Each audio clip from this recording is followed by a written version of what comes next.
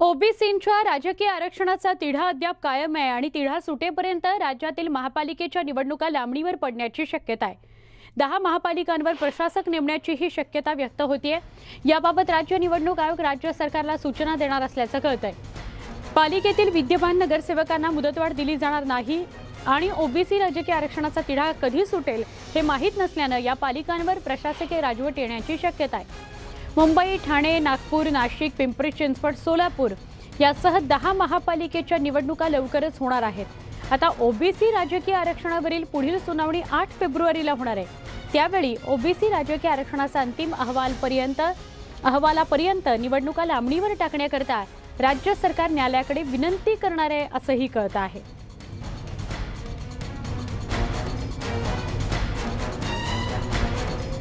असं असलं तरी प्रभाग रचना जाहीर झाल्यानं मुंबई महापालिकेच्या निवडणुका मार्चच्या पहिल्या आठवड्यात जाहीर होण्याची शक्यता वर्तवली जाते। त्यामुळे मुंबई महापालिकेवर प्रशासक नेमण्याची शक्यता कमी असल्याचं बोललं जात आहे। आमच्या प्रतिनिधी प्रणाली आपल्या सोबत आहेत। प्रणाली, ज्या ठिकाणी निवडणुका होत आहेत त्या इतर शहरांमध्ये प्रशासक नेमला जाईल महापालिकेवर अशा चर्चा असतानाच मुंबई महापालिकेच्या निवडणुकीची धामधूम जिथे आपण ऐकतोय बघतोय त्याच्याविषयी काय सांगशील? सुवर्ण, सगळ्यात आधी तर आपण हे बघितलं पाहिजे की गेल्या वेळची परिस्थिती काय होती। ज्यावेळेला ओबीसी आरक्षणाचा तिढा निर्माण झालेला होता, डिसेंबर महिन्यामध्ये नगरपंचायतीच्या निवडणुकांचा कार्यक्रम जाहीर झालेला होता आणि त्यामुळे ओबीसी आरक्षण न देताच या निवडणुका घेण्यात आलेला होता। त्यानंतर सगळ्याच राजकीय पक्षांची ही जरी मागणी असली की ओबीसी आरक्षण जाहीर झाल्याशिवाय या निवडणुका होऊ नये असं जरी सगळे राजकीय पक्ष म्हणत असले तरी निवडणूक आयोग वारंवार हे सांगत आहे की निवडणुका या वेळेत होणं गरजेचं आहे। इतकंच नाही तर सगळ्याच राजकीय पक्षासाठी सुद्धा तीच गोष्ट अनुकूल ठरणार आहे।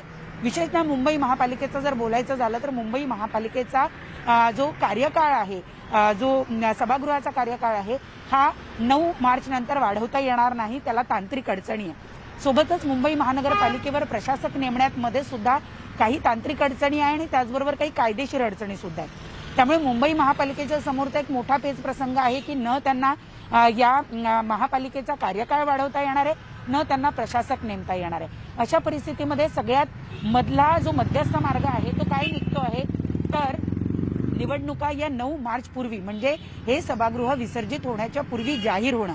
या निवडणुका जाहीर झाल्या तर आचारसंहिता लागेल आणि मग न तुम्हाला प्रशासक नेमावा लागेल आणि न तुम्हाला मुंबई महानगरपालिकेचा कार्यकाळ वाढवावा लागेल।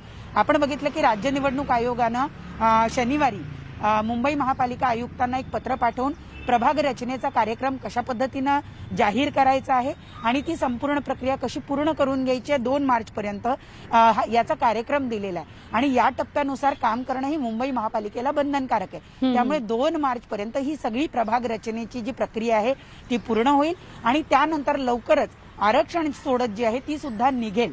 सध्या जो निवडणूक आयोगानं कार्यक्रम दिलेला आहे आरक्षणाच्या संदर्भात तो SC ST आणि महिला आरक्षण या संदर्भात दिलेला आहे। म्हणजे तुर्तास त्याच्यामध्ये ओबीसी आरक्षण जे आहे ते घेण्यात आलेलं नाही आणि जर ओबीसी आरक्षणाचा तिढा हा लवकर सुटला गेला नाही तर आपण महापालिकांच्या निवडणुका आणखी किती लांबणीवर टाकणार आहोत हा सुद्धा प्रश्न निर्माण होतो। त्यामुळे किमान मुंबई महानगरपालिकेमध्ये तरी मार्चच्या पहिल्या आठवड्यात निवडणुका जाहीर होण्याची शक्यता दिसून येते। नक्की प्रणाली, धन्यवाद, आपण सविस्तर माहिती दिली त्याबद्दल।